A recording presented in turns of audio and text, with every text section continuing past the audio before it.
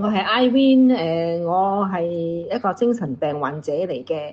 咁我咧係喺30年前咧已經證實咗有呢個抑鬱狂躁症，我就長期要打針同埋要食藥嘅，就食7、8種藥。咁樣咧，醫生就食食下咧，原本我係好好嘅，朝頭早咧食完咧就食一種叫解藥咧，嗰種解藥咧係令到我好精神、好開心嘅。但係後尾咧，我即係到而家最近，我而家64歲啊嘛，到30年後咧，因為我食咗成30年藥，咁我咧就食到腳都跛，食嗰啲西藥食到我咧隻腳跛咗。就直成個仆喺度，要人哋扶持起身嘅。我見咁唔掂啦，咁咧我又啱啱識咗阿 Helen So，Helen So 就介紹我食嗰隻樂麗果汁，對精神係好好嘅。咁我食咗之後咧，又食維他命 B 啦，係穩定個情緒嘅，又食埋嗰個牛奶睡眠肽咧，就可以瞓到覺嘅。咁所以咧，我一路咁食咧，我而家咧食都幾個月啦。咁我而家咧就淨係打支針嘅啫，精神科針，我唔打咧係唔得嘅，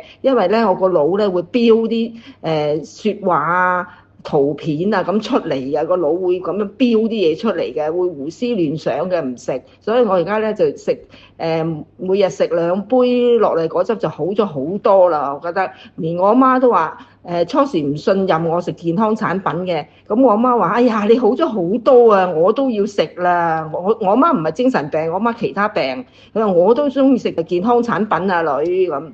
好多謝你哋大家嘅，我分享俾你大家。咁你阿媽幾多歲啊？我阿媽95歲㗎啦。哇，恭喜晒！我阿媽而家都好精神。